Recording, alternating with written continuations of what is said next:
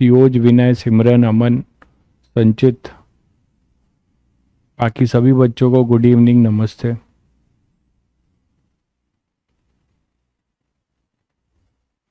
Audio video clear है बच्चों? Audio video clear है?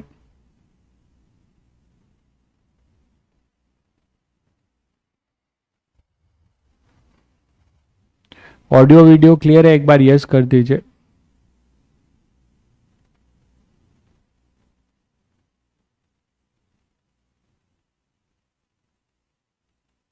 चलिए चलिए ठीक है। अब कर्व सरफेस में हम लोग नेक्स्ट जो पढ़ने जा रहे हैं वो अपना है लेंस,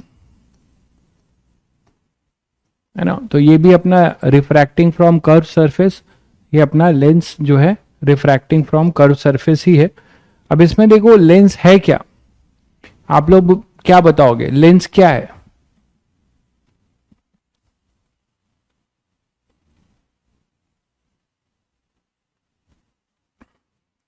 अरे आंसू भाई परेशान मत हो, जल्दी जल्दी टाइम ओवर हो रहा है, कोई दिक्कत नहीं है।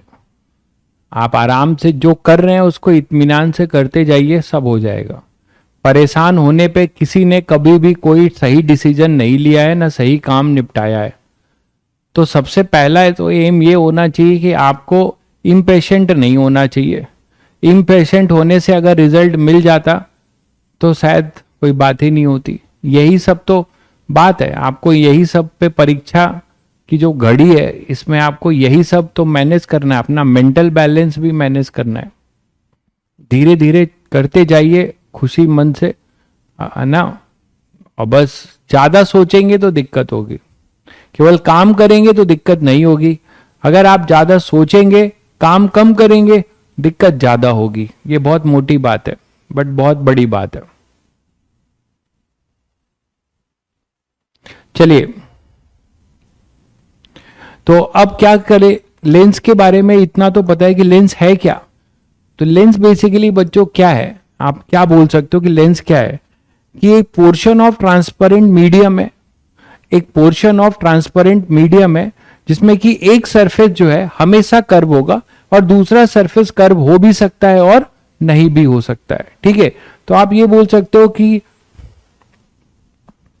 ए portion of transparent medium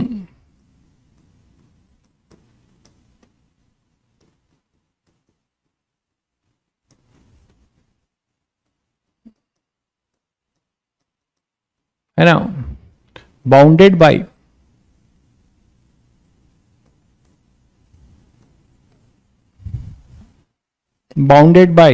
to surfaces, bounded by आप बोल सकते हो to surfaces in which one of the surface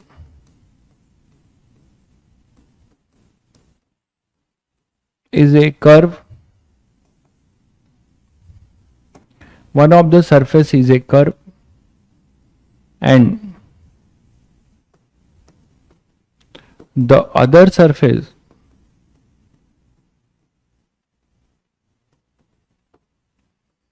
may be, वो मे भी हो सकता है, मे बी ए कर्व और प्लेन रिफ्रैक्टिंग सरफेस। ठीक है, तो ये आप इसकी डिफिनेशन बोल सकते हो कि लेंस की क्या डिफिनेशन दें सर। तो ए पोर्शन ऑफ ट्रांसपेरेंट मीडियम आप बोल सकते हो कि it is a portion of transparent medium. अरे यार ये नहीं कर पा रहे हो, शुरू कर दिया है।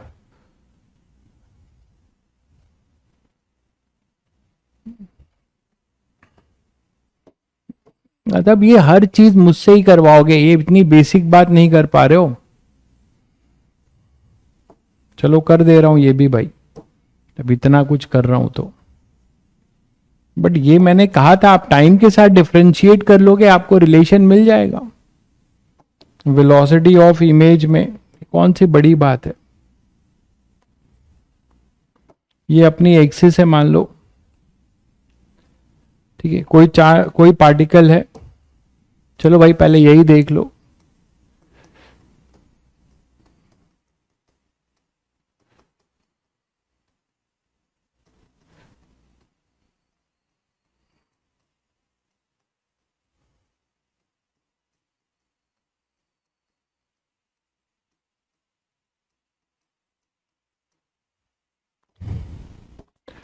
तो इस केस में आप बोल सकते हो कि मान लो हमारे पास कोई भी एक ऑब्जेक्ट है, वो मूव कर रहा है। कोई भी ऑब्जेक्ट है,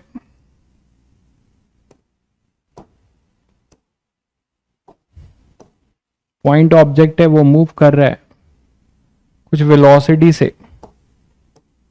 किसी इंस्टेंट पे इसकी वेलोसिटी कुछ और है, रिफ्रैक्टिंग सरफेस की अपनी कुछ वेलोसिटी होगी, किधर भी होगी, ठीक है। और ये अपना पोल है। तो पोल से आप इस इंस्टेंट पे आप इसके रिस्पेक्ट में जो मेजर करते हो, एक तरीके से आप ये डिस्टेंस, मैंने कहा था आपको, ये क्या लोगे आप, ये यू लेते हो। इसका इमेज जो है, इसका कॉरस्पॉन्डिंग इमेज कहीं यहां पर होगा। मान लो इसका कॉरस्पॉन्डिंग इमेज कहीं यहां पर है, ठीक है। तो ये कॉरस्पॉन्डिंग इमेज है, इसकी वेलोसिटी भी कोई कहीं कुछ होगी, हमें नहीं पता किधर होगी, कहीं इधर भी मान लो। तो ये हम इसे बोलेंगे u, ये बोलते थे u। और ये क्या बोलोगे, x of object with respect to refracting surface. यहां मिरर है, तो मिरर के जगह पे आप रिफ्रैक्टिंग सरफेस आप ले सकते हो। ये s बोल रहा हूं, रिफ्रैक्टिंग सरफेस को का नाम दे रहा हूं। या पोल ले लो ना, सबसे बढ़िया है, ज्यादा सही रहेगा। पोल ले लो। बताओ, ये बात आप नहीं कर पा रहे हो, तो यहां पे ये पोल हो जाएगा। ये स्पून फीडिंग से भाई एग्जाम ना निकलेगा। ऑब्जेक्ट और ये अपने पास पोल है, तो इसको हम ये मान लेते हैं। और अगर इसे हम मान लें कि ये v है, जिसे आप बोलते हो x of i with respect to pole, मतलब with respect to refracting surface, यही तो बोलते हो। तो अब देखो, यहां से आप इनमें एक रिलेशन निकाल सकते हो। ये अपना μ1, ये μ1 था, ये μ2 था, ठीक है। तो अब आप एक रिलेशन तो ये लिखते हो ना, μ2 by we minus μ1 by u is equal to μ2 minus μ1 by R, ठीक है। तो अब यहां से आप ये बोल सकते हो कि μ2 बाई वी के जगह पे हम क्या लिखेंगे, v के जगह पे हम लिखेंगे xip1, xip, ठीक है। ये लिख सकते हो, बोलो भाई। हाँ, बहुत लोगों ने कर लिया था, भाई को जो है दिक्कत है। माइनस μ1 अपॉन में xop, ठीक है। अभी आपको कुछ नहीं, आपको साइन कन्वेंशन अभी नहीं देना है, डिफरेंशिएशन के बाद आप करिएगा जो भी देना है। आप जब न्यूमेरिकल सॉल्व कर रहे होंगे तो विद साइन आप यहां पे पुट करके आप डिफरेंशिएट कर सकते हैं। Is equal to μ2 minus μ1 by R. ये v था और ये अपना u था, बता दिया है। इसको डिफरेंशिएट ही तो करना है, डिफरेंशिएशन नहीं आता भाई, डिफरेंशिएटिंग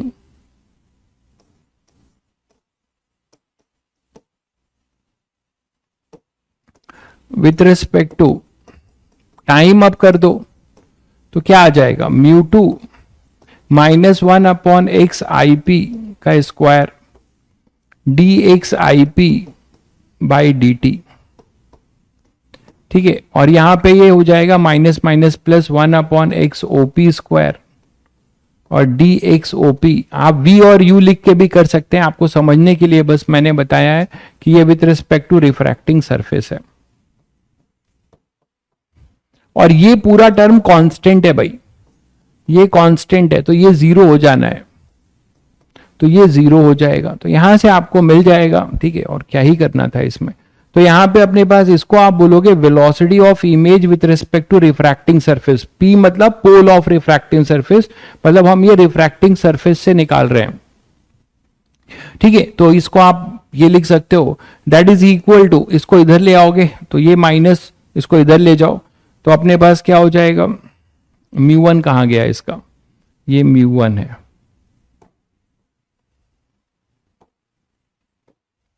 ठीक है। तो जब इसको इधर ले जाओगे तो हमारे पास आ जाएगा क्या, माइनस माइनस तो कट जाएगा और हमारे पास आएगा μ1/μ2। ठीक है, X I P upon X O P square, और ये हो जाएगा v of o with respect to p। अब इसको आप वेक्टर लगा सकते हो। तो यहां से अपने पास, अच्छा ये देखो, X I P upon X O P है ना, X I P upon X O P, ये एक तरीके से v और u है, एक तरीके से ये v और u है, तो आप इसको v और u भी लिख सकते हो। और फाइनली कल आपने मैग्निफिकेशन भी किया था, कल आपने मैग्निफिकेशन भी किया था है ना, ट्रांसवर्स मैग्निफिकेशन, वहां से आपको मिल जाएगा।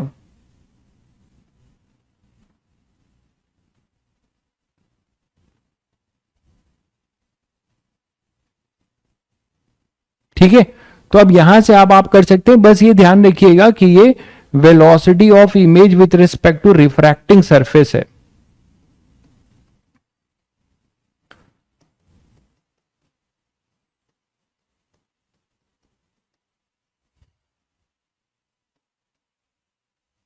तो अगर अर्थ के रिस्पेक्ट में निकालना होगा तो वेलोसिटी ऑफ इमेज एब्सोल्यूट निकालना होगा, तो आपको लिखना होगा V I minus V of refracting surface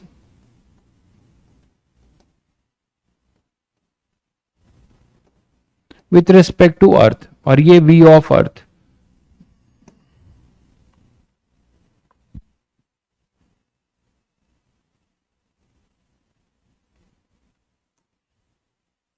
we of I with respect to earth, ये हो जाएगा V of I with respect to P refracting surface.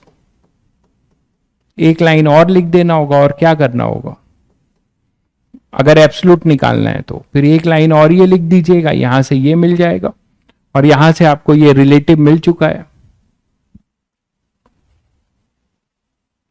ठीक है, चलिए तो ये कर लेंगे, आप आगे आप बोलेंगे तो एक दो क्वेश्चन करा देंगे। तो यहां पे अपने पास आ जाएगा portion of transparent medium bounded by two surface in which one of the surface is a curve and the other surface में बी ए कर्व और प्लेन। ठीक है, तो बेसिकली हम दो टाइप का पढ़ेंगे है ना, कॉनकेव और कॉन्वेक्स पढ़ेंगे बेसिकली। तो कॉनकेव लेंस पढ़ेंगे और दूसरा हम लोग पढ़ेंगे कॉन्वेक्स। कॉनकेव को आप और भी क्या बोलते हो, ये सब आप 9th से पढ़ रहे हो। कॉनकेव और कॉन्वेक्स, इसको आप डाइवर्जिंग भी बोलते हो।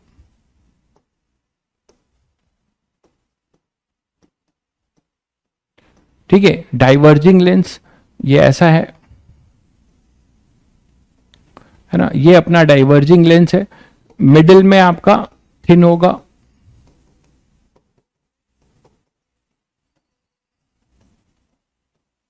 और इधर अपने पास थिक होगा।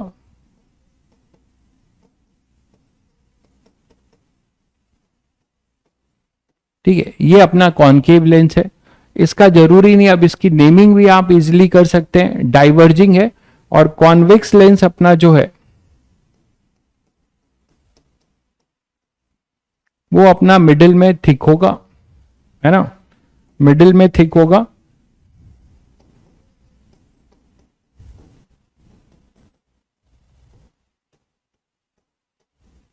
और थिन होगा एट द एंड। ठीक है, ये हो जाएगा कॉन्वेक्स लेंस। इसे हम कन्वर्जिंग भी कहते हैं,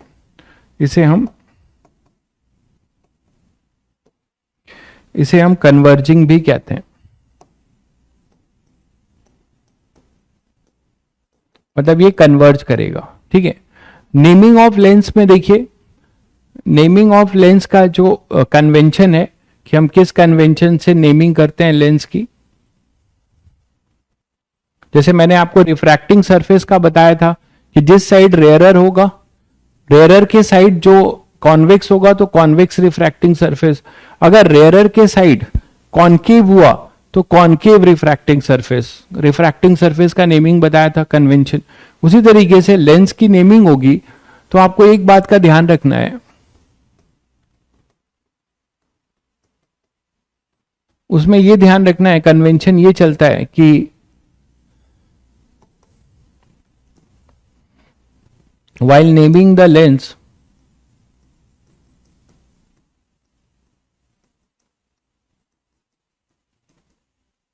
ठीक है, the surface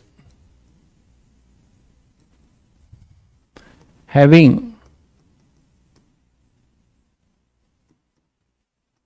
large radius of curvature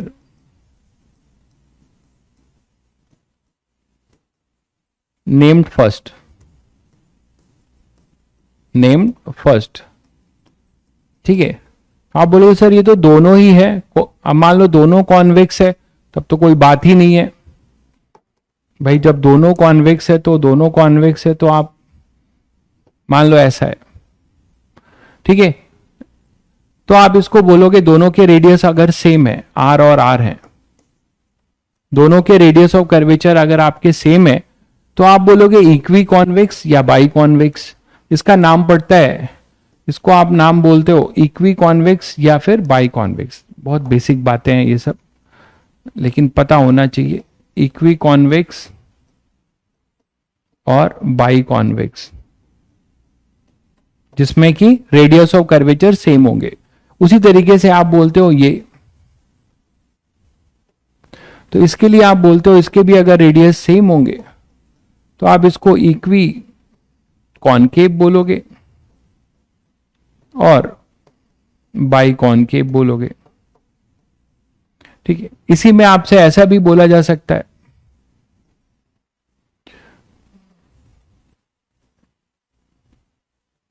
ठीक है। तो इसको आप बोलते हो, अब इसमें देखो दो हैं, इसका रेडियस आप सभी को पता है ये इनफाइनाइट होगा, इसका कुछ आर होगा, है ना।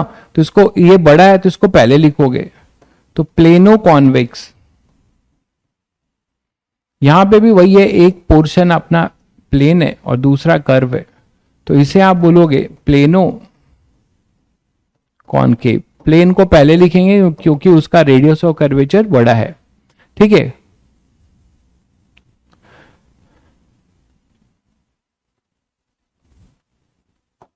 क्लियर है?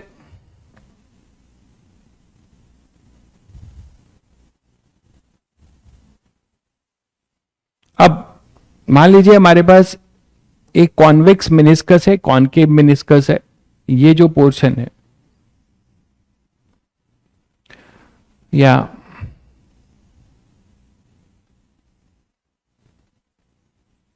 तो इसको आप बोलते हैं कॉनकेव मेनिस्कस या कॉन्वेक्स मेनिस्कस।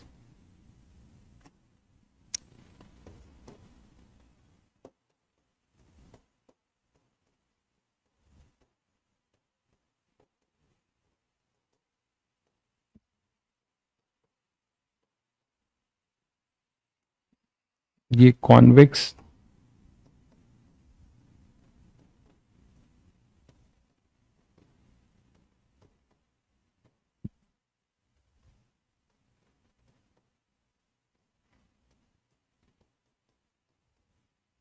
ठीक है। तो ये सब बातें बेसिक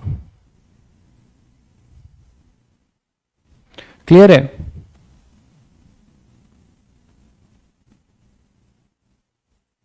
दूसरे साइड तो से तो प्लेनो कॉन्वेक्स है। कौन सा प्लेनो कॉन्वेक्स है? अरे भाई मैंने आपको बता दिया कि दो सरफेस हैं, ये प्लेन है तो ये इसका एक प्लेन है, ये कर्व है, इन्फिनिटी लिखा हुआ है। तो जो हाइयर होगा रेडियस ऑफ कर्वेचर वो पहले लिख देना, तो प्लेनो और इधर अपने पास कॉनकेव, ये अपने पास होगा प्लेनो और इधर कॉन्वेक्स, ठीक है। दूसरे साइड पहले साइड से मतलब नहीं है, आप इंसिडेंट रे, वो सारा डिपेंड होता है इंसिडेंट रे से, ठीक है। आप इंसिडेंट रे जब ट्रैवल कराओगे तो आप किसी भी साइड से करो, अभी आपको लेंस मेकर फॉर्मूले से क्लियर हो जाएगा। अगर आप इसको यहां से कर रहे हो या यहां से कर रहे हो तो इसका हमेशा और हमेशा फोकस जो है पॉजिटिव आएगा, लेंस मेकर से अभी आगे प्रूव होगा, तो ये हमेशा कॉन्वेक्स ही बना रहेगा, ठीक है। तो आप उसको यहां से कॉनकेव आपको लग रहा है, वो ऐसा नहीं है, ठीक है। ये क्लियर है सभी को? भाई मेनिस्कस का क्या मतलब है, ये नेमिंग है मेनिस्कस। आप तब थिन लेंस पढ़ रहे हैं हम लोग, वो आगे में दे, मेनिस्कस इसका नाम है तो उसमें क्या करें। तो नेक्स्ट अपने पास है, इसमें लेंस फॉर्मूले की बात कर रहे हैं।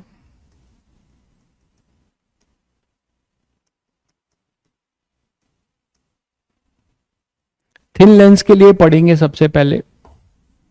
हाँ, उससे पहले ये डिफाइन कर दूं, फोकस। तो फोकस किसी भी ऑप्टिकल इंस्ट्रूमेंट का, सभी बच्चों को पता है कि किसी भी ऑप्टिकल इंस्ट्रूमेंट का जो फोकस है, जब भी हमारी लाइट रे प्रिंसिपल एक्सिस से पैरेलल होती है, किसी के लिए भी इन जनरल, वो जहां पर कन्वर्ज करेगी या सिम्स टू डाइवर्ज करेगी, दोनों बातें हैं, सिम्स टू डाइवर्ज और एक्चुअली कन्वर्ज, तो उस पॉइंट को हम क्या कहेंगे, इक्वी कॉन्वेक्स और बाई कॉन्वेक्स डिफरेंस होता है। इक्वी कॉन्वेक्स और बाई कॉन्वेक्स में क्या डिफरेंस है भाई, आप बताओ। आई थिंक रेडियस और कर्वेचर दोनों के सेम होते हैं, उसी को हम इक्वी या बाई कॉन्वेक्स, दोनों सेम ही है। नवा चंद्राकार, डराओ नहीं। तो इक्वी और बाई सेम है भाई। तो फोकस अपने पास जो होगा, आप बोल सकते हो ए पॉइंट where light ray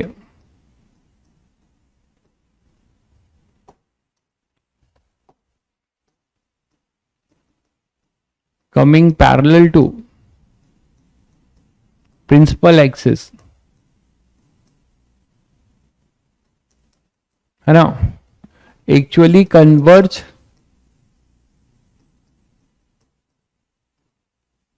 और seems to diverge, दोनों बातें, this point is called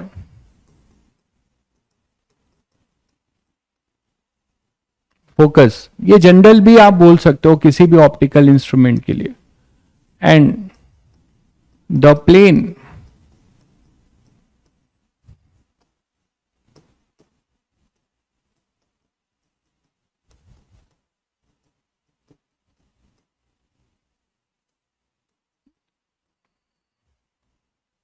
focal plane, तो जिस पे ये फोकस लाई कर रहा होगा, उस प्लेन को कहेंगे फोकल प्लेन। उस प्लेन को कह रहा होगा, उस प्लेन को कहेंगे फोकल प्लेन। जैसे मान लो आपके पास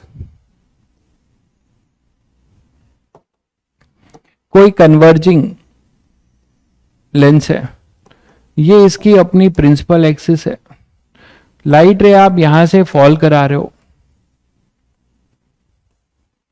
और ये जहां पे पैरेलल वाली और जहां पे कन्वर्ज करेगी, वो इसका प्राइमरी फोकस होगा, प्रिंसिपल फोकस, इसको कहेंगे हम प्रिंसिपल फोकस,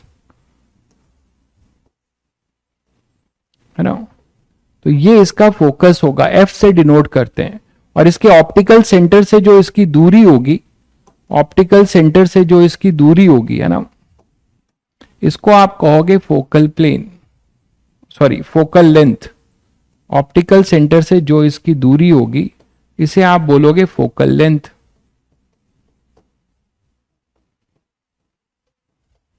थिन लेंस पढ़ते हैं तो हम इसको ऑप्टिकल सेंटर ही बोलते हैं इसका, है ना। कायदे से रिफ्रैक्शन दो हो रहा है, ठीक है, कायदे से दो रिफ्रैक्शन हो रहा है, इस कर्व सरफेस से भी हो रहा है और इससे भी, बट इतना थिन लेंस पढ़ते हैं कि हमें इसके रिफ्रैक्शन और इसके रिफ्रैक्शन को नहीं देखना होता है, आप डायरेक्ट यहां पे बता सकते हो this is your focal length.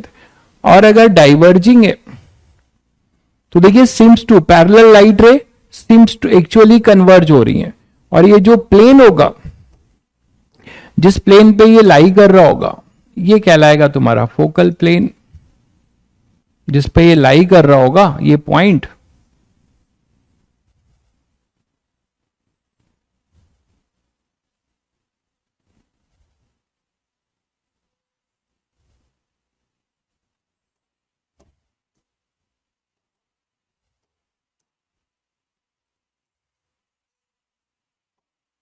तो ये पॉइंट जिस पे लाई कर रहा होगा, जिस प्लेन पे लाई कर रहा होगा, वो तुम्हारा फोकल प्लेन हो जाएगा भाई, ये हो जाएगा तुम्हारा फोकल प्लेन। तो जिस प्लेन में ये पॉइंट लाई कर रहा होगा, ये हो जाएगा अपना फोकल प्लेन। क्लियर है?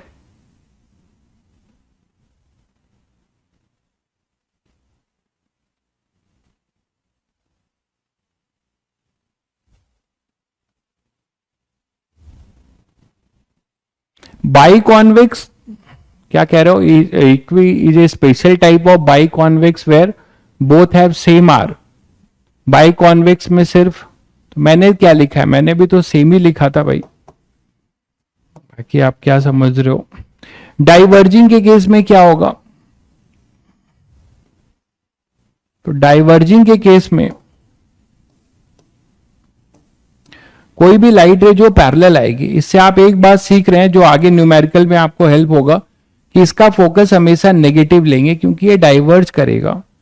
तो यहां से जो रिफ्रैक्टेड रे है ना, ये सिम्स टू डाइवर्ज होते हुए दिखेंगे। देखिए यहां से आपको डाइवर्ज होते हुए दिखेंगे, तो यही मैंने लिखा है। तो इसका फोकस यहां पर होगा। इंसिडेंट रे इधर है, ये डायरेक्शन पॉजिटिव मानी जाएगी, और इसकी भी इंसिडेंट रे इधर है तो ये डायरेक्शन पॉजिटिव मानी जाएगी। तो यहां इसको ऑप्टिकल सेंटर से मेजर करेंगे तो एफ हमेशा पॉजिटिव होगा, ध्यान रखिएगा। और इसका जो एफ होगा इसके ऑप्टिकल सेंटर से वो नेगेटिव होगा, तो इसका एफ हमेशा नेगेटिव होगा। हम इसको पावर से भी समझ सकते हैं, हम इसको पावर से भी समझ सकते हैं।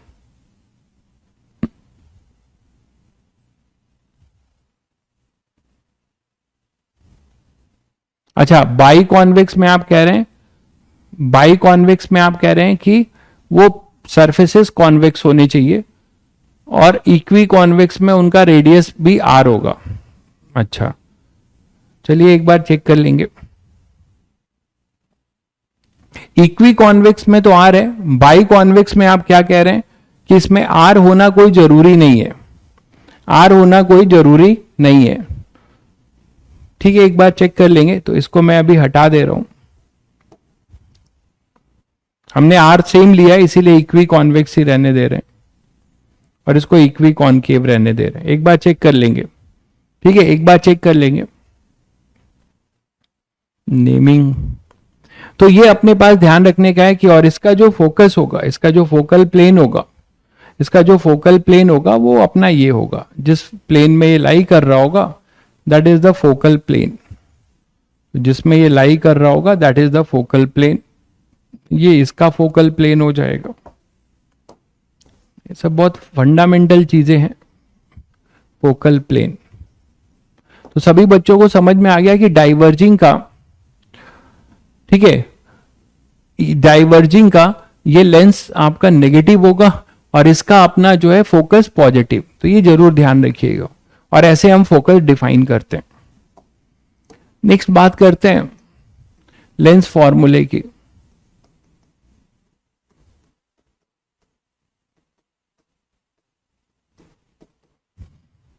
तो लेंस फॉर्मूला जो है, डेरिवेशन मैं किसी एक केस में कर दे रहा हूं, बाकी आप हर केस का उसी तरीके से कर सकते हैं।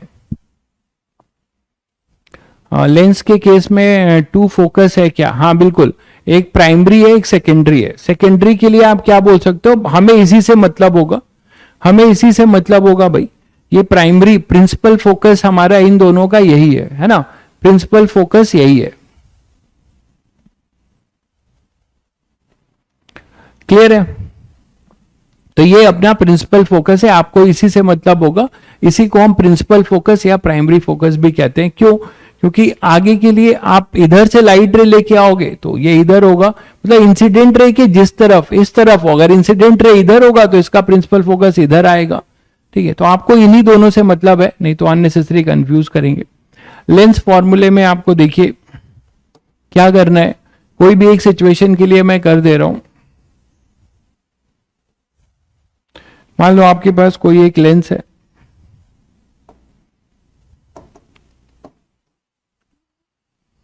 ये इसकी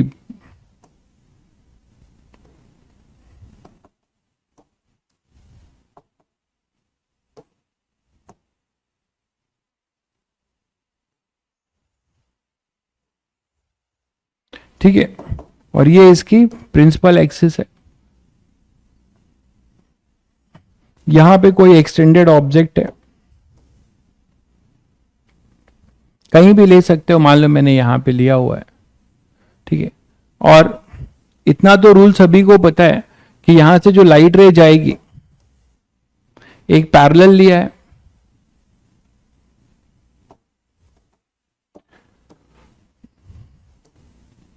ये इसका ऑप्टिकल सेंटर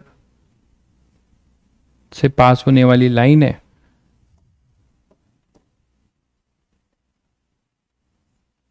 इसको थोड़ा सा हालांकि कायदे से 2 बार रिफ्रैक्शन होता है, लेकिन हम थिन लेंस पढ़ते हैं तो हम 1 बार दिखाते हैं, तो इसको आप इस तरीके से कहीं फोकस से पास करा दोगे।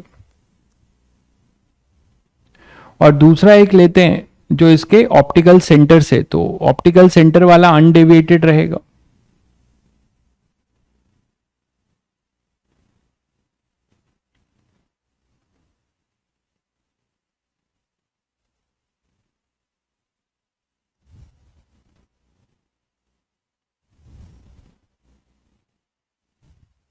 ठीक है। और अभी लोकेशन भी आपको बता दूंगा, ये ऑप्टिकल सेंटर है, कहीं इसका फोकस अपना यहां पर होगा एफ, तो मान लो हमने इसको लिया है एफ और 2f के बीच में, आगे अभी मैं इसको समराइज कर दूंगा, ये ऑब्जेक्ट है, तो एफ और 2f के बीच में जब रहता है तो जो हमारा इमेज बनता है, बहुत बच्चों को पता होगा कि अगर f और 2f के बीच में ऑब्जेक्ट होगा, f और 2f के बीच में ऑब्जेक्ट होगा, तो अपना जो इमेज बनेगा वो बियॉन्ड 2f बनता है, ठीक है, वो बियॉन्ड 2f है, तो ये अपना f है, और यहां पे कहीं पे मान लो ये 2f होगा, तो इमेज जो बनेगा वो बियॉन्ड 2f बनता है। अभी आपको ये इसके समराइज कर दूंगा जैसे मैंने वहां पे किया था, तो इमेज आपकी कुछ ऐसी बनेगी, इमेज आपकी कुछ ऐसी बनेगी, इसको आप आई बोल सकते हो, इसको ए ले लीजिए, ऑब्जेक्ट है ये, तो ओ ये ए ले लीजिए, इसका आई ले लीजिए, और ये ए डैश ले लीजिए, या ए भी लेना चाहें ऑब्जेक्ट को तो आप इसको ए भी ले सकते हैं, और इसको ए डैश बी डैश ले सकते हैं, तो ये जैसे ए बी है, ठीक है, तो ये अपना ए डैश बी डैश है, ठीक है, ये इमेज है, और ये अपना ऑब्जेक्ट है। तो करना कुछ नहीं होता है, आपको इसमें यही करना है, इसको कुछ मैं सी ले लेता हूं, ये पॉइंट अपना एम ले लेता हूं, ठीक है, तो एम से एन के लिए एक परपेंडिकुलर ड्रॉप कर देते हैं कंस्ट्रक्शन में, एम से एन के लिए एक परपेंडिकुलर ड्रॉप कर देते हैं, ये वाला, और 2 सिमिलर ट्रायंगल चूज कर लीजिए। हमारा मेन एम क्या है, हमारा मेन एम है कि ऑप्टिकल सेंटर से ये यू होगा, ये अपना वी होगा, और ये अपना एफ होगा, है ना, तो हमें इनमें रिलेशन निकालना है, तो ये अपना यू है, ये एफ है, और ये वी है, इसी में हमें रिलेशन निकालना है, ठीक है।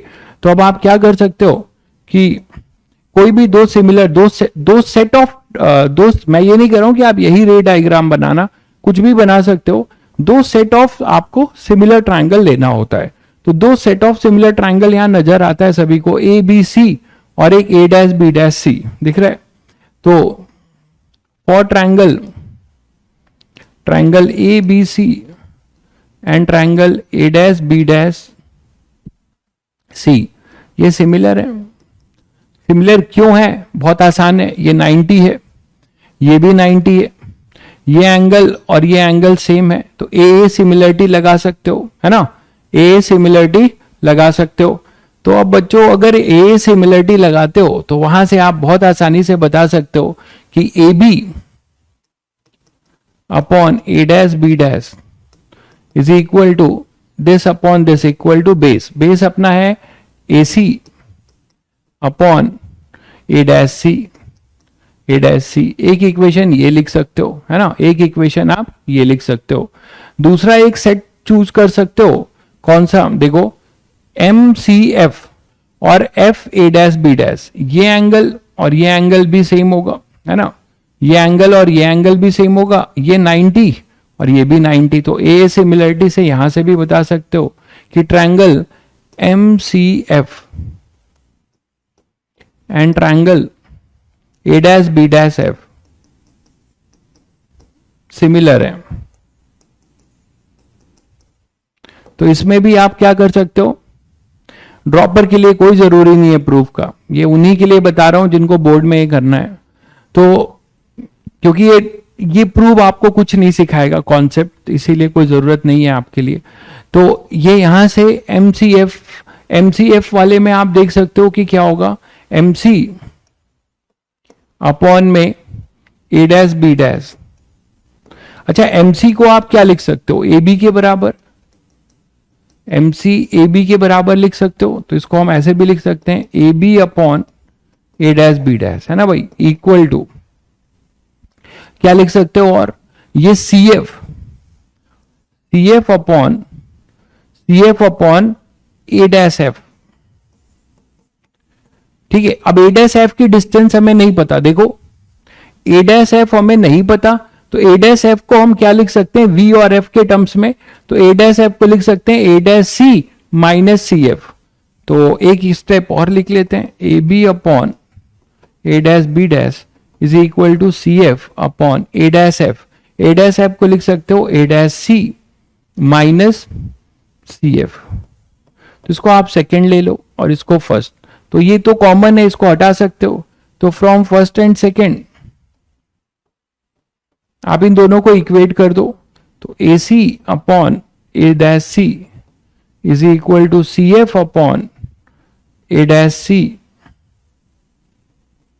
Minus C F.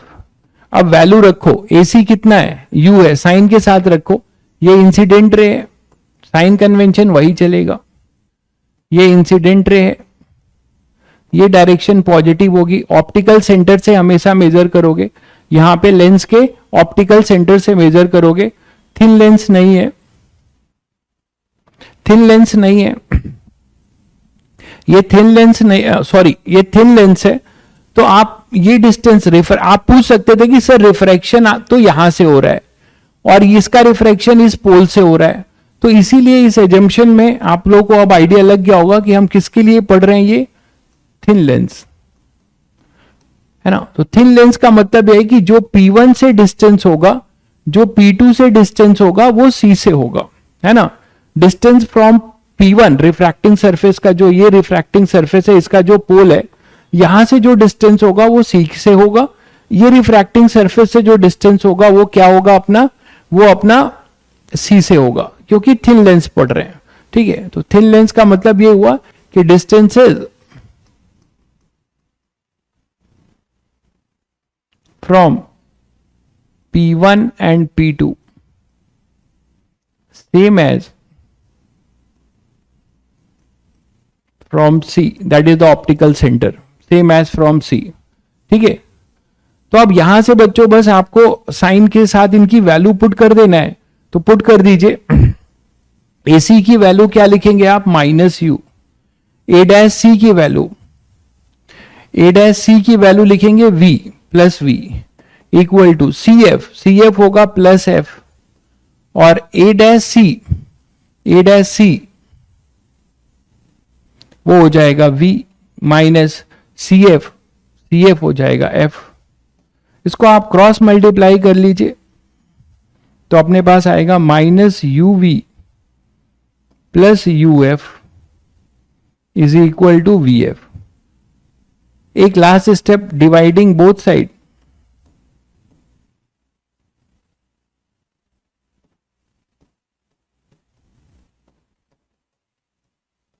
Bye UVF, है ना। यूबीएफ से दोनों साइड डिवाइड कर दीजिए, तो यहां आएगा minus 1/f plus 1/v equal to 1/u।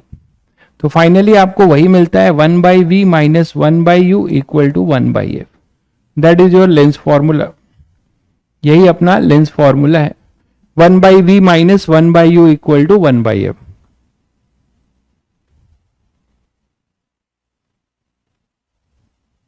ठीक है, चलिए, तो ये एक बेसिक डेरिवेशन है। मैं ये नहीं कह रहा हूं, और भी बहुत सिचुएशंस के हैं, आप वर्चुअल के लिए भी कर सकते हैं। आपको ऐसा ही करना है, अप्रोच यही रहेगा, दो सिमिलर ट्रायंगल लेके आप कर सकते हैं। ये 12th वाले बच्चों के लिए इंपॉर्टेंट है, बाकी आप इसको लीप भी कर सकते हैं। तो फाइनली आपके पास फॉर्मूला जो काम का मिला वो ये ध्यान रखना है, that is the lens formula, वो ये है 1/v minus 1/u equal to 1/f। ये आपके काम का है बस, ठीक है। और एक काम का अभी आने वाला है मैग्निफिकेशन, इसी में मैग्निफिकेशन भी प्रूफ कर लेते हैं इसी डायग्राम से। तो जब भी मैं मैग्निफिकेशन केवल बोलता हूं तो बेसिकली ट्रांसवर्स की बात करता हूं, और जनरल आपको बताया था कि ट्रांसवर्स मैग्निफिकेशन क्या होता है, HI/HO, उसका रेशियो। ट्रांसवर्स मैग्निफिकेशन हमेशा आप यही बोलते हो HI/HO। हर ऑप्टिकल इंस्ट्रूमेंट का HI/HO आपका अलग अलग आया था। जैसे आपने मिरर में किया था तो -v/u आया था, आपने रिफ्रैक्टिंग सरफेस में किया था अभी तो μ1/μ2 v/u। इसमें क्या आने वाला है, तो इसमें आने के लिए बहुत आसान है, यहीं से देख सकते हैं, पहले सिमिलरिटी से ही आ रहा है। आप पहली इक्वेशन से देख लीजिए, AB/A'(B' इक्वल टू AC/A'(C')। तो ये अपना HO है, यही तो HI है, और ये अपना HO है, ठीक है। तो HI/HO कितना आ जाएगा, सिमिलर ट्रायंगल से यहां से निकाल सकते हो फ्रॉम फर्स्ट, इसमें मैं लिख दे रहा हूं इसी डायग्राम को रेफरेंस लेते हुए। तो फ्रॉम इक्वेशन फर्स्ट आप क्या बोल सकते हो, उल्टा लिख देता हूं, A'(B'/AB, AB'(A'/B' इक्वल टू, देखिए क्या था, उल्टा कर दिया, A'(B'/AB equal to A'(C/AC, A'(C/AC, और इसे तो आप लिख सकते हो HI विथ माइनस साइन के साथ लिखिए, और ये हो जाएगा अपने पास HO ऊपर है, A'(C) अपने पास क्या था V, और AC हो जाएगा -u, साइन के साथ रखा है मैग्निफिकेशन। तो मैग्निफिकेशन जो होता है वो तो HI/HO होता है, तो मैग्निफिकेशन आप लिखते हो HI/HO, है ना। तो यहां से HI/HO के लिए माइनस और ये माइनस अपना प्लस हो जाएगा, और ये आएगा अपने पास V/u, ठीक है। तो हमें जो रेशियो मिलेगा वो ये मिलेगा। तो ट्रांसवर्स मैग्निफिकेशन का फॉर्मूला लेंस के लिए ये है।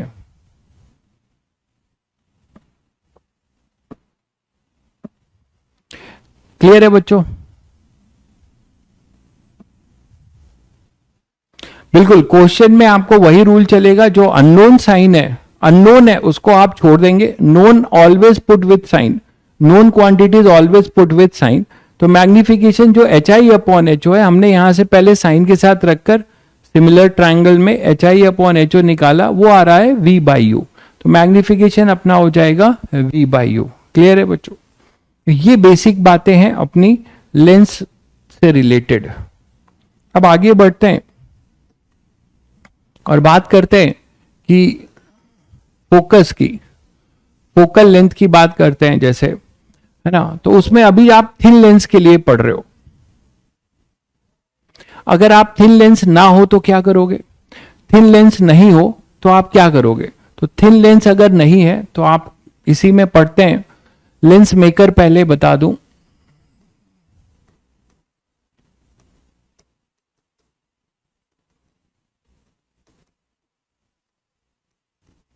इसका नाम लेंस मेकर क्यों है, क्योंकि इससे आप डिजायर जो है, लेंस मेकर इसका नाम क्यों है, क्योंकि आप इससे डिजायर फोकल लेंथ का लेंस बना सकते हो। जैसे हम लोगों ने स्पेक्स पहन रखा है, तो स्पेक्स के अपने पावर होंगे, पावर जो है inversely proportional to focal length होता है, P इक्वल टू 1/f होता है। इसको हम आगे अभी और डिटेल में करेंगे पावर को लेके। बस एक बात यहां लिख देता हूं, पावर के बारे में चलिए अलग से ही करेंगे इसको अभी, ठीक है। तो पहले फोकल लेंथ फोकस पे डिस्कस करें। तो लेंस मेकर फॉर्मूला बेसिकली इसका नाम इसलिए पड़ा है क्योंकि हम इस फॉर्मूले से किसी डिजायर्ड जो है फोकल लेंथ को जो है हम अचीव कर सकते हैं, ठीक है। अब ये लेंस कैसे बनता है ये तो सभी को पता है, कैसे बनता होगा कि भाई ये ग्लास का बॉल लिया आपने और एक दूसरा ग्लास का बॉल लिया, आपने इसको कट कर दिया, यही तो मतलब है ना। देखो इसका रेडियस अपना अलग अलग है, चीज समझो। बहुत लोगों को ये इसमें भी कंफ्यूजन होगा, तो ये भी मैं बता दे रहा हूं कि इसका जो सेंटर है, देखो इधर, इसका जो सेंटर है, इसका रेडियस R1 है, और इसका अपना सेंटर होगा कहीं पे, इसका रेडियस R2 होगा। तो दोनों के रेडियस ऑफ कर्वेचर अलग अलग है, ठीक है। R1 R2 कहीं भी लीजिए, तो जैसे ये अपना R1 है, ये मान लो R2 बड़ा वाला गोला का, ये C2 उसका सेंटर है, ये इसका सेंटर है C1। तो आपने यहां से कुछ कट कर लिया, इतना पोर्शन, ठीक है। आपने इसमें से क्या किया, आपने इतना पोर्शन कट कर लिया, इतना, और इस वाले का ये पोर्शन कट कर लिया। इसको निकालकर आप लेके आ गए, bounded by two curve surface, यही तो बताया गया था, ऐसे आप लेके आ गए। तो अब आपको दिख रहा है कि इसका रेडियस ऑफ कर्वेचर इस वाले सरफेस का क्या होगा, इस वाले का R2 होगा, और हमारे अकॉर्डिंग इस वाले का होगा R1, इस वाले का होगा R1। क्लियर है?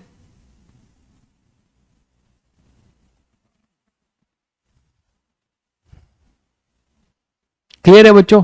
तो यहां से आप ये formula desire radius of curvatures glass से कट करके आप इसका फोकस बता सकते हो। तो ये लेंस मेकर आपको यही बताएगा कि आपका फोकस R1 और R2 से कैसे रिलेटेड है।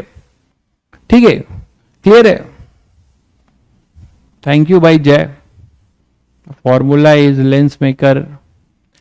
आइए, आपकी बड़प्पन है भाई, आपको ऐसा लगता है। तो यहां पे अपने पास R1 और ये R2 है, तो अब आपके पास ये लेंस आपका ये कट करके आ जाएगा।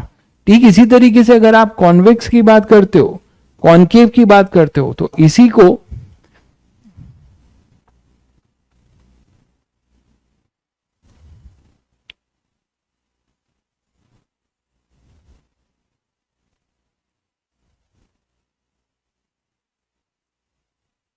है ना,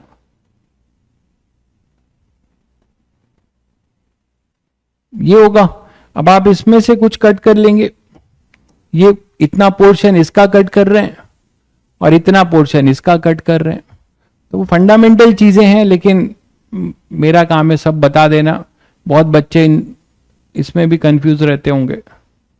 तो अब आप देखो कि इसका जो रेडियस ऑफ कर्वेचर है, इसका अपना रेडियस ऑफ कर्वेचर है ना R1, इसका अपना radius of curvature R2। Dropper को तो सब कुछ पता होगा, ये सब R2, और ये अपना है R1। तो अब यहां से जब इसे आप निकालोगे तो ये अपने पास अब यही बनेगा। तो आप सभी बच्चों को ये क्लियर हो गया कि इनका जो कर्वेचर है वो अपना अलग अलग होगा, R1 और R2। सेम भी हो सकता है, अगर हम सेम ग्लास स्फीयर से इसको कट करके निकालेंगे तो हमारा जो है वो सेम भी होगा। ठीक है, चलिए। तो अब हम क्या करते हैं, लेंस मेकर डिराइव भी कर दे रहा हूं। डेरिवेशन की जरूरत, मतलब इस फॉर्मूले की डेरिवेशन की जरूरत आप देख लीजिएगा, सभी बच्चों के लिए इंपॉर्टेंट है, क्योंकि हम इसे एक जनरल सिचुएशन भी निकालेंगे। तो ये डेरिवेशन सभी के लिए इंपॉर्टेंट है। ठीक है, आप एक जनरल क्वेश्चन भी इससे कर सकते हैं।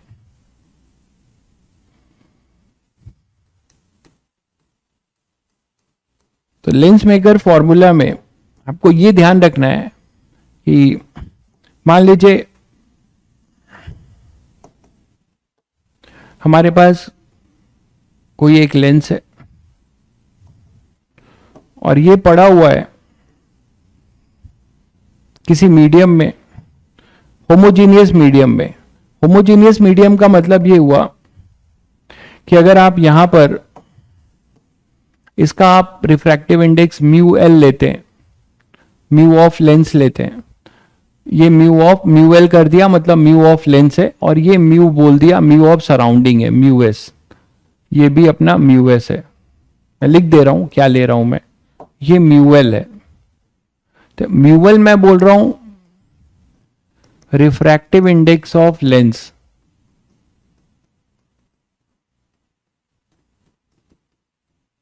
ठीक है, और म्यूएस बोला जा रहा है रिफ्रैक्टिव इंडेक्स ऑफ सराउंडिंग, जिसमें ये रखा गया है। लेकिन एक बात और समझनी है, दोनों साइड सराउंडिंग सेम है, मतलब होमोजीनियस मीडियम में रखा गया है।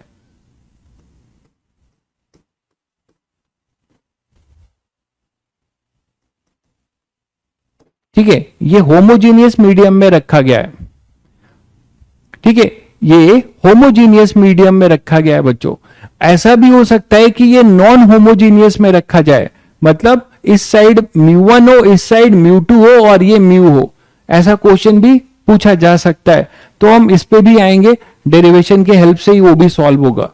ठीक है, तो पॉइंट यहां पे मान लीजिए कोई अपने पास ऑब्जेक्ट है, तो अब ये हम थिन के लिए नहीं पढ़ रहे, हम दोनों के लिए रिफ्रैक्शन देखेंगे। और थिन अगर है तो थिन का यूज भी करेंगे। अगर ये थिन है तो थिन का यूज ये होगा कि मैंने अभी बताया आपको कि इसका जो P1 होगा और इसका जो P2 होगा, इनसे जो डिस्टेंस होगी वो सेम होगी अगर ये थिन है तो from the optical centre C। ठीक है, तो from the optical centre C whatever be the distance we are measuring from P1 और P2 is same as from C, क्योंकि हम थिन लेंस के लिए पढ़ रहे हैं। तो यहां पे बाकी तो जनरल हमने रिफ्रैक्शन फ्रॉम कर्व सरफेस पढ़ रखा है, तो ये U होगा। तो अब कहानी क्या होगी देखिए, मान लीजिए लाइट रे यहां से आ रही है, ध्यान दीजिएगा, तो इसका अपना नॉर्मल होगा, कुछ इसका अपना नॉर्मल होगा, इस कर्व सरफेस का अपना नॉर्मल होगा ना कहीं पे, जो इसका सेंटर ऑफ कर्वेचर होगा। अब ये लाइट रे कुछ बेंट होगी, ये लाइट रे डेंसर में मान लो जा रही है, तो ये कुछ ऐसे बेंट होगी, और बेंडिंग के बाद ये सेकंड वाले से रिफ्रैक्ट करेगा। इसका अपना कुछ अपना सेंटर ऑफ कर्वेचर होगा, थोड़ा सा इसको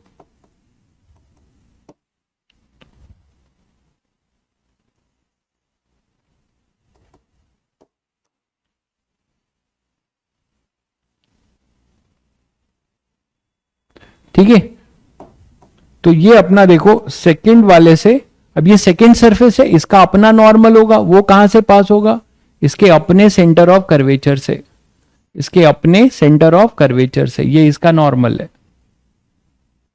ठीक है, तो मैं यहां दोनों को कंसीडर करते हुए कर रहा हूं, जो जनरली नहीं दिखाया जाता है क्योंकि हम थिन पढ़ते हैं। अब यहां से फिर क्या होगा, bending away from the normal, मतलब कहीं पे यहां पे ये ले रहे हैं कि bending away from the normal है, तो मान लीजिए मैंने यहां बना दिया फाइनल इमेज।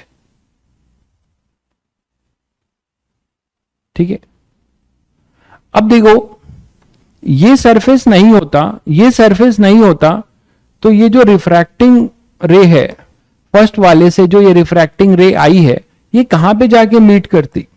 अगर ये सरफेस नहीं होता तो इसको आप ऐसे डॉटेड ले जाओगे और ये कहलाएगा तुम्हारा I1, that is image after refraction from first surface, है ना, image after refraction from first surface, that is your I1। Clear है बच्चों, ये I1 है, ये U हो गया। तो जो फर्स्ट वाले से रिफ्रैक्ट होके जो इमेज आई है उसका डिस्टेंस हमें नहीं पता, उसको हम V1 मानेंगे। और फाइनली जो हमें इमेज मिल रही है यहां से सेकंड से, उसको हम V मानेंगे, उसको हम V मानेंगे, that is our final image.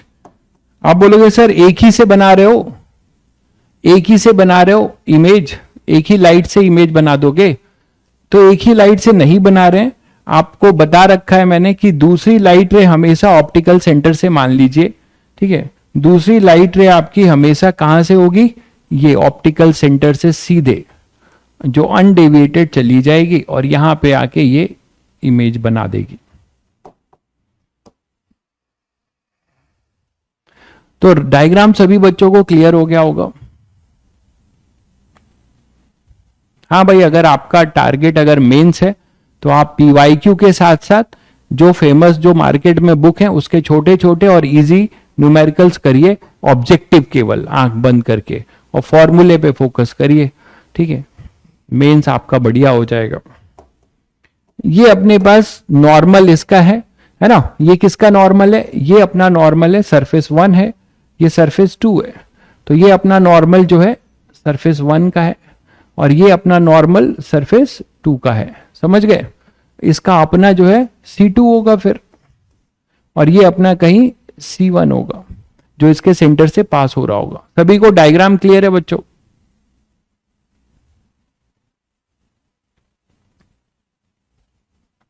ठीक है, तो डिस्टेंस जो है P1 P2 से नहीं लिया, इसका रीजन सभी को क्लियर है।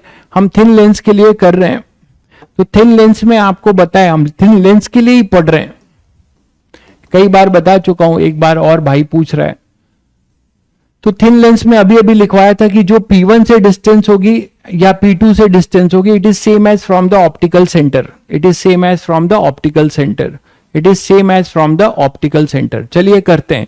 अब आपको refraction from the curve surface पता है, ठीक है, तो refraction from the curve surface में 2 बार करिए। अब आपको पता है कि ये I1 क्या है, ये I1 है acts as a virtual object for second refraction. मानते हो कि नहीं, ये कई बार आपने अभी क्वेश्चन किया है। तो ये डायग्राम क्लियर कट आपको ये दिखा रहा है कि ये वर्चुअल ऑब्जेक्ट की तरह काम करेगा फॉर सेकेंड रिफ्रैक्शन। मतलब लेंस का आपका क्या है, ये म्यूएस है, नहीं म्यूएल ना,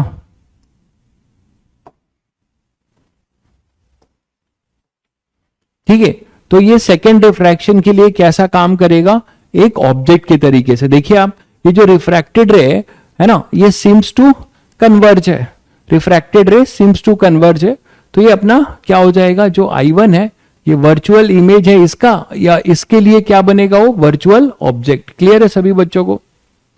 बिल्कुल सही कह रहे हैं। 2 टाइम्स हम रिफ्रैक्शन करेंगे और ऐड कर देंगे। लेकिन इसमें एक बात बहुत घातक हो जाती है, जो बच्चे क्या करते हैं कि साइन कन्वेंशन भी लगाते हैं। तो देखिए, साइन कन्वेंशन अगर आप लगा रहे हैं तो पूरे में लगाइए, फिर वैल्यू पुट करिए। मैं आपको बता देता हूं इसमें आपको ध्यान क्या रखना है, सावधानी क्या बरतनी है। पहले लिखते हैं रिफ्रैक्शन फ्रॉम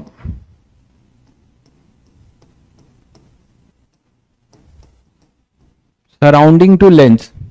अच्छा, अभी मैं इसको जनरलाइज करने से पहले इसको एयर ले लेता हूं, ठीक है, थोड़ा सा सिंपल हो जाएगा, उसके बाद इसको जनरलाइज कर दूंगा।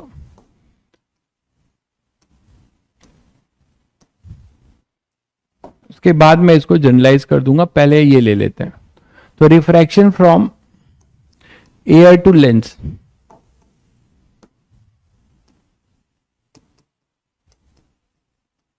ठीक है, refraction from air to lens क्या लिखोगे भाई, और इमेज डिस्टेंस है V1 और ये म्यू है, तो क्या लिखेंगे, म्यू बाई V1 माइनस, ठीक है, 1 अपॉन में U is equal to mu minus 1,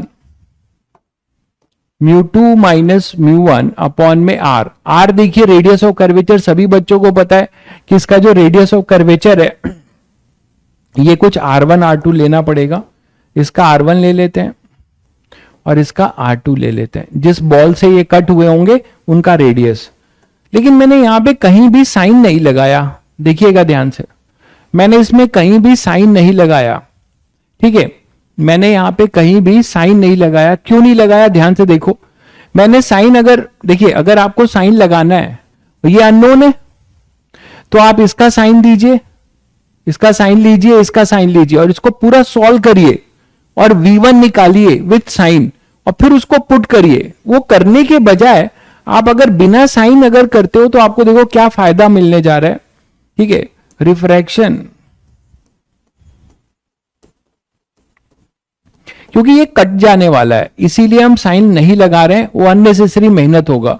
from lens to air, तो लेंस टू एयर में air is our second medium and lens is our first medium, है ना। यहां पे एयर अपना सेकेंड मीडियम होगा और ये अपना फर्स्ट मीडियम होगा, क्लियर है। तो अगर एयर अपना सेकेंड मीडियम है और ये फर्स्ट है, तो आप क्या लिखोगे फिर, 1 अपॉन फाइनल वेलोसिटी क्या पर है, सॉरी, फाइनल इमेज कहां पर है, v, माइनस ये क्या होगा, म्यू, और इसके लिए ऑब्जेक्ट का काम कौन कर रहा है, ये क्या लिखोगे, v1 equal to 1 minus mu upon में इसका रिफ्रैक्टिंग सरफेस कितना है, R2। तो मैंने विदाउट साइन, ये दोनों जो है मैं यहां लिख दे रहा हूं, ये विदाउट साइन है,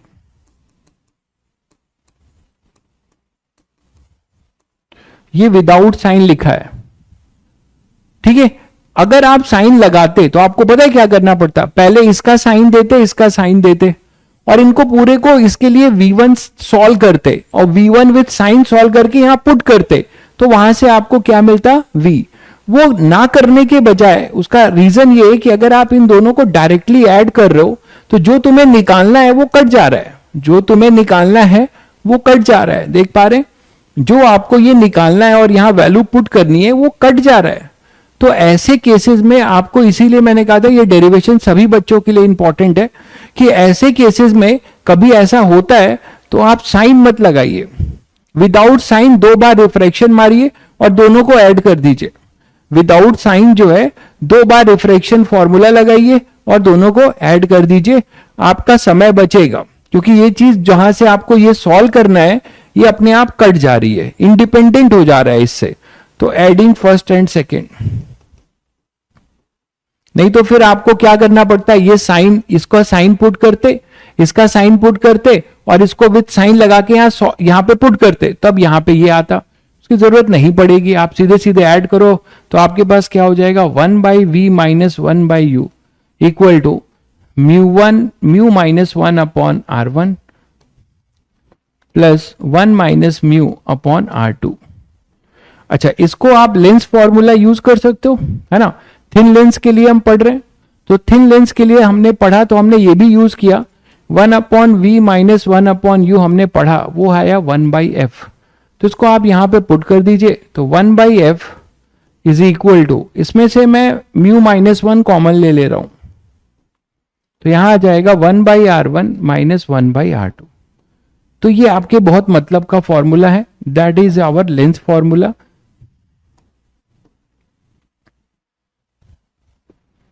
one by F is equal to mu minus 1 by R1 minus 1 by, क्यों ये मेकर है, लेंस मेकर क्यों बोला गया है, अब शायद बहुत बच्चों को समझ में आ गया होगा कि इसका जो फोकल लेंथ है, हमें डिजायर फोकल लेंथ के लिए जो हम ग्लास से कट किए थे, जिस ग्लास से हमने ये 2 कर्व सरफेस कट किया था, उसको एडजस्ट करते हुए हम डिजायर फोकल लेंथ निकाल सकते हैं, है ना।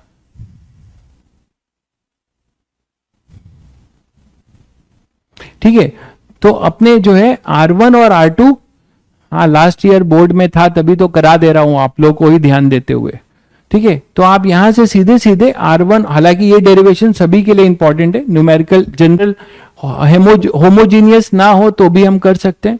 तो ये जनरल फॉर्मूला है अपना लेंस मेकर का, यहां तक सभी बच्चों को आई थिंक क्लियर होगा, यहां तक सभी बच्चों को क्लियर होगा आई थिंक, ठीक है।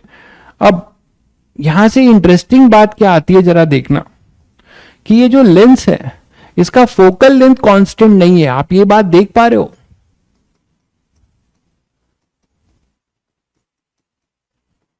जो फोकल लेंथ है, लेंस फॉर्मूले से आपको पता चल रहा है कि जो फोकल लेंथ है अपना लेंस का, वो भाई वो जो है फिक्स नहीं है। जैसे मिरर का पैरेक्सियल रे के लिए, मिरर का पैरेक्सियल रे के लिए हमने प्रूफ किया था कि हमारा R/2 होगा,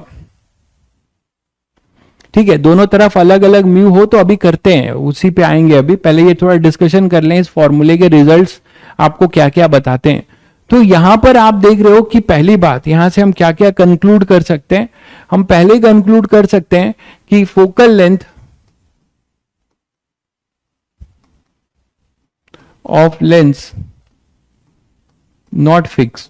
पहली बात, बहुत भाई लोग के दिमाग में अभी भी यही चल रहा होगा कि सर जैसे मिरर का F इक्वल टू R/2, बहुत बहुत टैलेंटेड भाई तो अभी भी F को R/2 चिपका देंगे, लेंस के लिए भी F equal to R/2, this is for mirror and for paraxial rays, मैंने प्रूफ भी किया है आपको।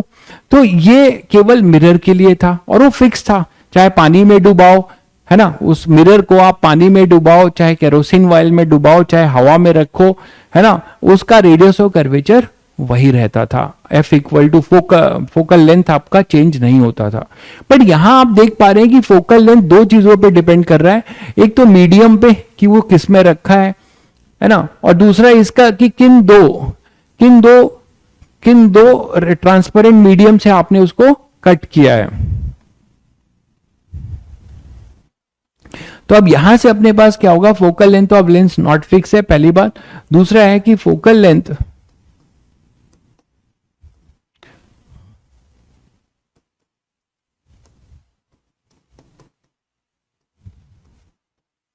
डिपेंड ऑन द मीडियम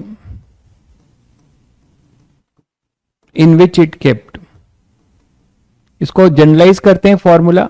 तो अब देखिए, अभी मैंने एयर में लिया था तो म्यू आपका एब्सोल्यूट था, मतलब वो किसका था, लेंस का था।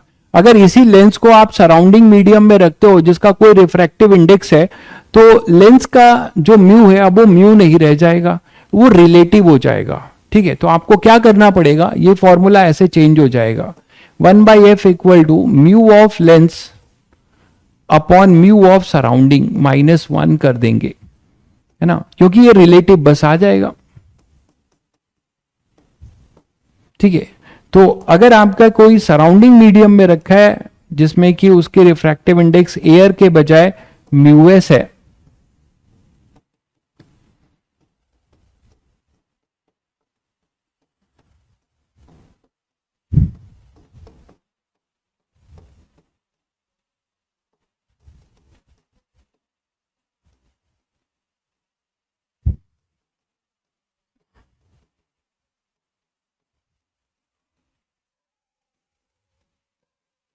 Lens is kept.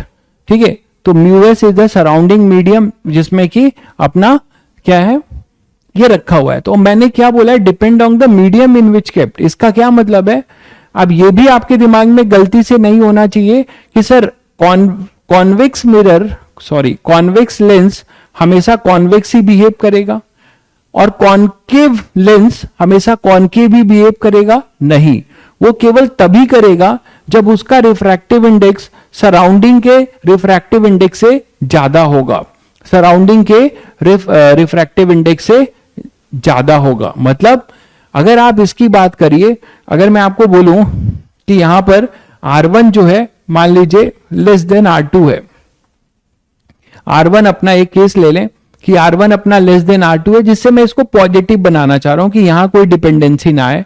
इसमें अगर मैं बोलूं कि if R1 is less than R2, इसका मतलब क्या हुआ कि 1/R1 is greater then 1/R2। तो ये क्वांटिटी तो पॉजिटिव निकली, लेकिन एंड आपको मैं बोलूं कि mu L is greater than mu S, mu L is greater than mu S, mu L है रिफ्रैक्टिव इंडेक्स ऑफ लेंस।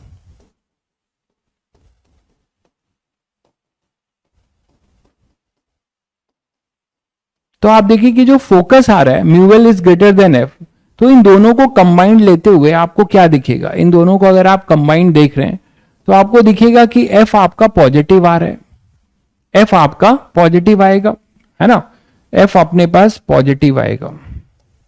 इसका क्या मतलब हुआ, इसका ये मतलब हुआ कि अगर कॉन्वेक्स मिरर है तो it will behave as a convex, अगर वो कॉनकेव है तो it will behave as a concave. मतलब एफ अपने जो साइन होगा, भाई कॉनकेव के लिए पॉजिटिव आएगा तो कॉनकेव के लिए पॉजिटिव आएगा तो पॉजिटिव लिखिएगा इसका, और सॉरी कॉन्वेक्स के लिए पॉजिटिव आएगा तो आप पॉजिटिव लिखिएगा। मतलब एफ अगर कॉन्वेक्स है तो कॉन्वेक्स की तरह बिहेव करेगा, लेंस अगर कॉनकेव है तो कॉनकेव की तरह बिहेव करेगा। ठीक है, अगर इसी में मैं उल्टा कर दूं, ठीक है, एक कंडीशन बोलूं कि if R1 is greater then, ये तो ठीक है, ये कंडीशन वही रखते हैं, इस पे डिपेंडेंसी अभी मैं नहीं ले रहा हूं, मैं इस पे देख रहा हूं म्यूएल अपना लेस देन म्यूएस हो जाए, तो इस केस में आप देख रहे हैं कि एफ अपना लेस देन 0 हो जाएगा। इसका मतलब आप बोल सकते हो कि अगर ये कॉनकेव मिरर था, कॉन्वेक्स था, इसमें आप बता सकते हो कि कॉन्वेक्स बिहेव एज कॉनकेव, क्योंकि ये नेगेटिव आ रहा है, मतलब आप कॉन्वेक्स लेके चल रहे हैं और यहां पे कॉनकेव बिहेव एज कॉनकेव है। मैं एक एग्जांपल ले रहा हूं, इसी तरह कॉन्वेक्स के लिए भी आप बता सकते हैं।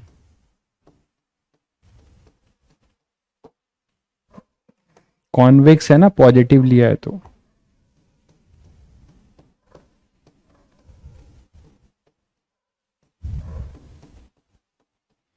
इसका मतलब क्या समझा आपने कि अगर नेट सेल में हमारी बात क्या हुई कि अगर हमारा जो लेंस है वो ऐसे मीडियम में रखा है जिसका रिफ्रैक्टिव इंडेक्स बाहरी मीडियम से ज्यादा है, लेंस का बाहरी जिसमें रखा है उससे ज्यादा है, तो वो अपने ओरिजिनल नेचर को शो करेगा। मतलब अगर वो कॉनकेव होगा तो कॉनकेव ही शो करेगा, कॉन्वेक्स होगा तो कॉन्वेक्स शो करेगा।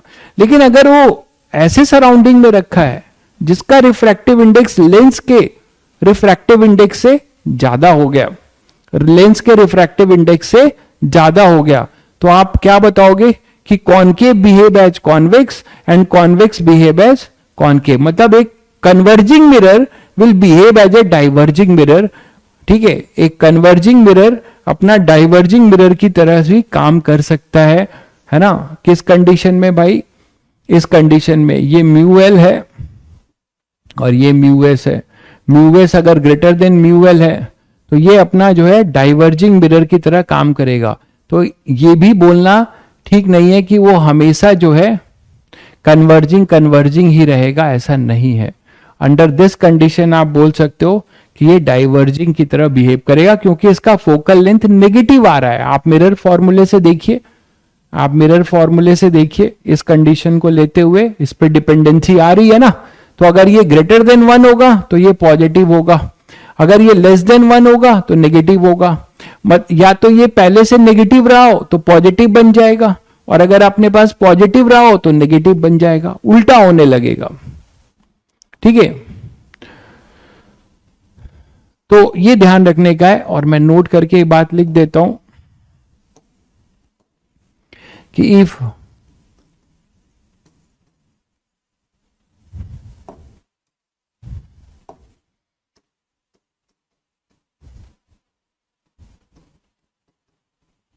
refractive index of surrounding medium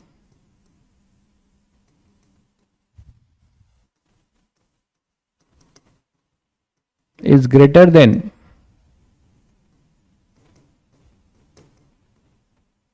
lens, then convex lens behave as concave lens and vice versa, and concave lens उल्टा हो जाएगा, बिहेव एज कॉन्वेक्स। ठीक है, तो ये ध्यान रखिएगा। अगर एक कंडीशन ऐसा हो जाए कि mu S equal to mu L हो जाए, है ना, if mu S equal to mu L, क्या होगा बच्चों बताओ जरा। अगर म्यू एस म्यू एल के बराबर हो जाए तब क्या होगा? अगर ये म्यू एस म्यू एल के बराबर हो जाए तब क्या होगा? जल्दी बताइए।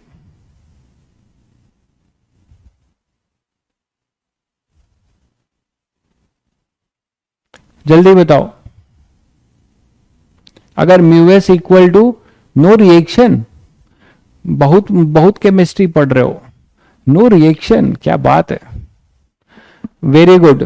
प्लेन मिरर बनेगा, बहुत बढ़िया, प्लेन मिरर बनेगा, क्योंकि सभी बच्चों को यहां से दिखता है कि अगर ये म्यू एस म्यू एल हो जाएगा तो 1/f is equal to mu L upon mu S minus 1/r1 minus 1/r2, यही तो है ना। तो यहां से आपको 1/f जो है 0 आ रहा है।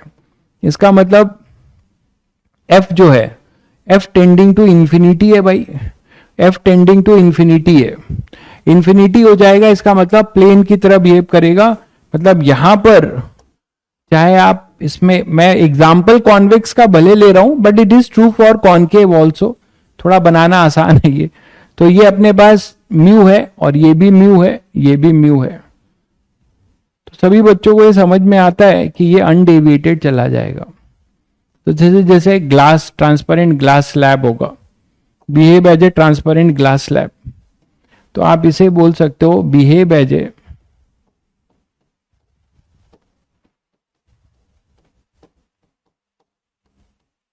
Transparent glass slab.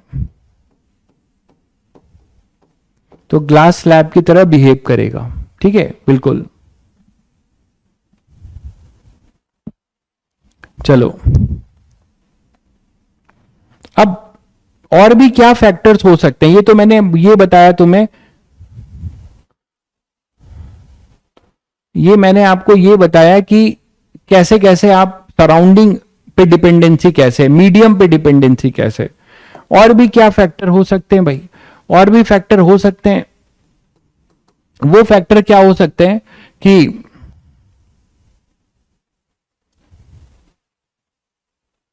Cutting of lens,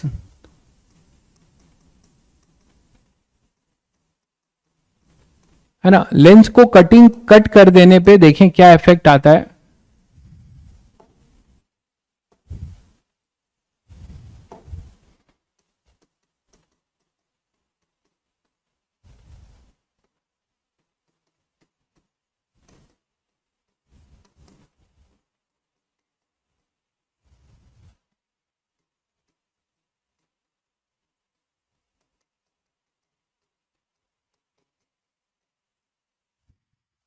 तो कटिंग आप कैसी कर रहे हैं उस पर भी डिपेंडेंसी है।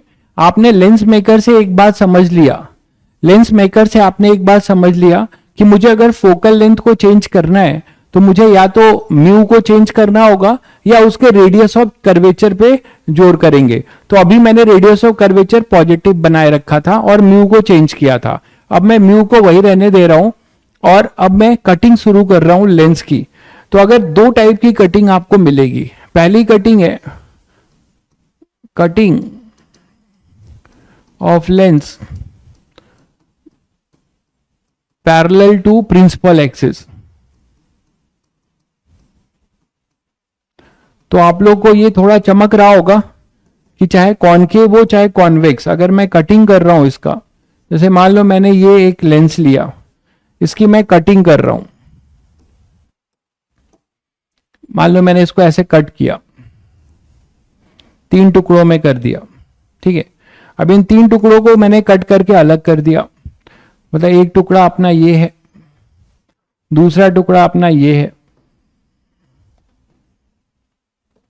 और तीसरा टुकड़ा अपना ये है। ठीक है, ये 3 टुकड़ों में कर दिया। ठीक है, अब यहां से देखो, अगर आप कटिंग कर रहे हो, सभी बच्चों को पता है कि सर ये तो कटिंग प्रिंसिपल एक्सिस के पैरेलल ही है, बिल्कुल, क्योंकि यही अपनी प्रिंसिपल एक्सिस थी, प्रिंसिपल एक्सिस अपनी यही थी,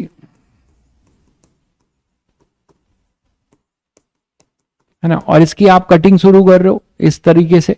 तो अगर मैं अलग कर दिया, तो आप मुझे बताओ कि ये अगर R1 था, ये R2 था और ये म्यू था, अभी हम ये एयर है, तो यहां पे आपने इसको अगर टुकड़ों में चेंज किया तो क्या बताओ आप लोग कि क्या कर्वेचर चेंज हुआ। इतना तो सभी बच्चे बुद्धिमान है कि इस छोटे वाले पार्ट का कर्वेचर भी R1 होगा, इसका भी R2 होगा, ये भी R1 होगा, ये भी R2 होगा, है ना, ये भी R1 होगा और ये भी R2 होगा। तो बच्चों यहां पे ना R1 R2 चेंज हुआ ना म्यू चेंज हुआ। तो आप इसका अगर फोकल लेंथ f बोल रहे हो तो इन तीनों का जो फोकल लेंथ होगा, इन तीनों का जो फोकल लेंथ होगा ये चेंज नहीं होगा, ये भी आपका f ही रहेगा। तो ये भी अपना f ही रहेगा, नो चेंज।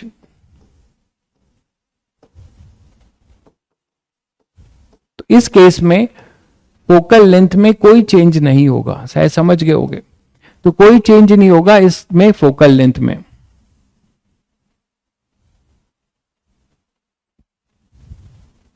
इक्वल और अनइक्वल समझे नहीं, ये सब तो अनइक्वल ही कटिंग किया है ना, ये सब अनइक्वल ही कटिंग किया है। इक्वल और अनइक्वल से मतलब नहीं है, हम कटिंग कैसा कर रहे हैं उस पर डिपेंडेंसी है। जैसे देखो दूसरा केस लेते हैं कि अगर आप केस 2 है,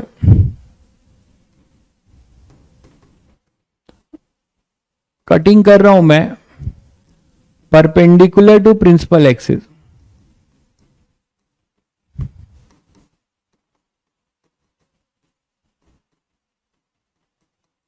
ठीक है, तो अगर हम परपेंडिकुलर टू प्रिंसिपल एक्सिस अगर इसकी कटिंग कर रहे हैं तो देखो क्या फर्क पड़ जाएगा, शायद आप लोगों को चमक जाए।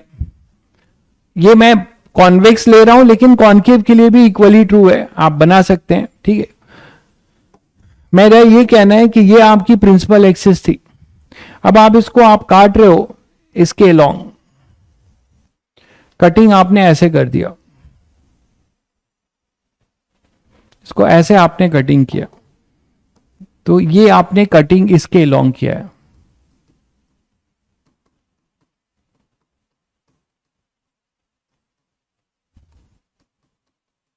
ठीक है, और मान लो मैं आपको बस कैलकुलेशन दिखाने के लिए अभी मैं इक्वी कॉन्वेक्स ले रहा हूं, अलग अलग भी हो सकता है, मैंने इक्वी कॉन्वेक्स लिया है, ये म्यू लिया है, ये एयर है। ठीक है, तो अब मुझे बताओ कि कटिंग करने के बाद दो टुकड़े जो निकलेंगे वो क्या मिलेगा, प्लेनो कॉन्वेक्स। कटिंग करने के बाद हमें जो मिलेगा वो क्या मिलेगा भाई, प्लेनो कॉन्वेक्स मिलेगा कि नहीं। हमें दो प्लेनो कॉन्वेक्स मिलेंगे, बोलो।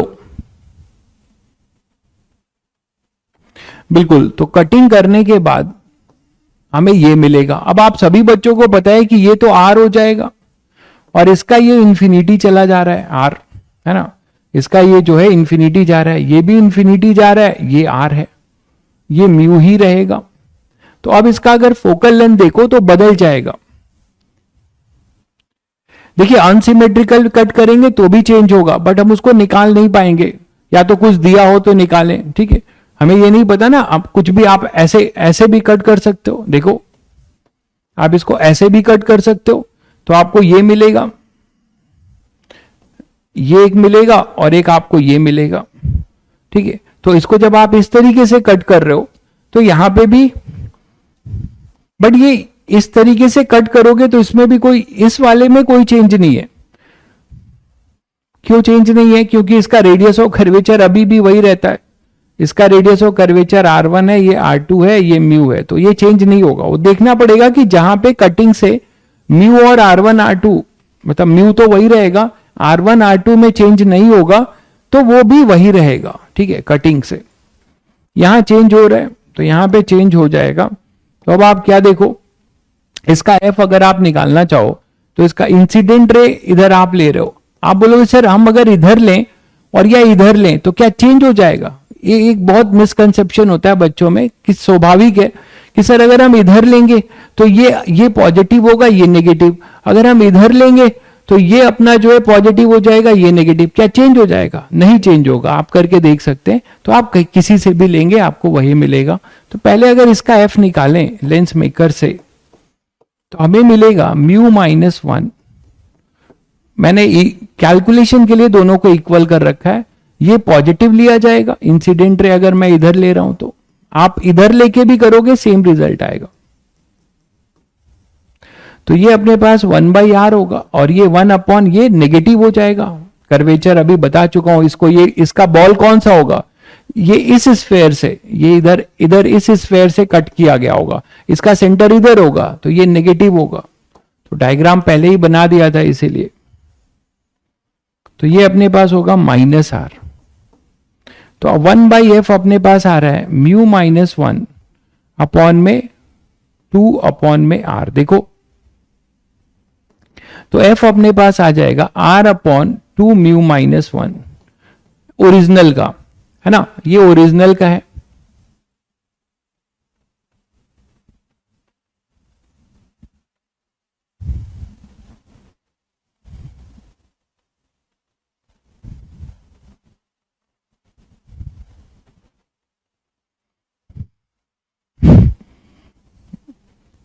आदित्य भाई अपनी कहानी सुना रहे हैं, चश्मा ब्रेक हुआ, फिर मैंने उसको ज्वाइन कर दिया, मुझे एग्जैक्टली वैसे ही दिखता है।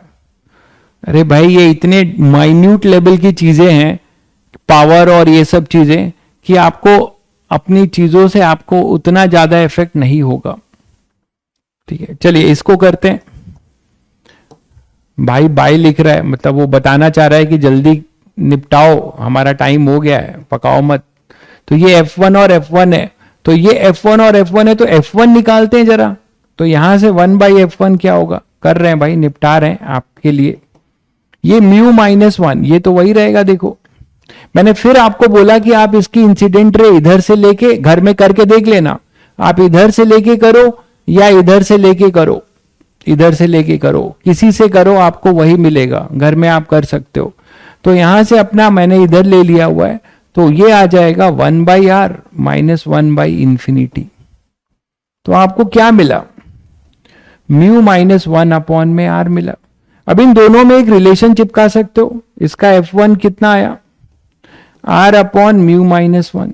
तो कटिंग के बाद r/μ1-1/2, तो आप F1 को क्या लिख सकते हो, 2f, ये सेकंड मान लो और ये फर्स्ट मान लो।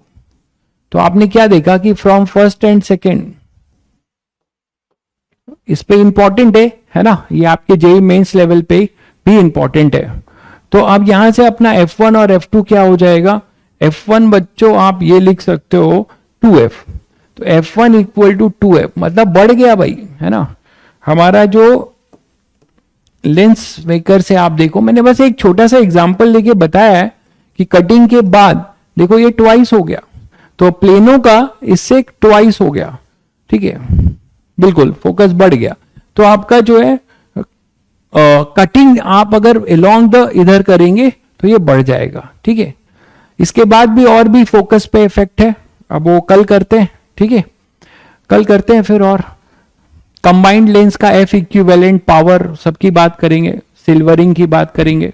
एक को जो है यहाँ पे पॉलिश कर दिया आपने, मौज मौज में इसको सिल्वर करके मिरर को ग्लास बना दिया, मतलब लेंस को एक को मौज मौज में आपने क्या किया, इसको इधर बोला एक साइड चल, इसको एक साइड मिरर बना देते हैं, तो एक साइड आपने उसको मिरर बना दिया तो भी बड़ा इफेक्ट आ जाएगा। उसको कैसे करेंगे वो देखेंगे, ठीक है। हाँ पावर घट जाएगा क्योंकि power inversely proportional to focal length है। सक्षम भाई मतलब रोज ही बता रहे हैं, मेरे शादी का कोई इतना बड़ा किस्सा नहीं है कि मैं आपको सुना दूं। ये परिणीति चोपड़ा और राघव चड्ढा की शादी नहीं है, ठीक है, एक आम गरीब आप मास्टर की है। आप मिलोगे तो सुना दूंगा, एल्बम भी दिखा दूंगा, घर आना, ठीक है। चलो मिलते हैं फिर।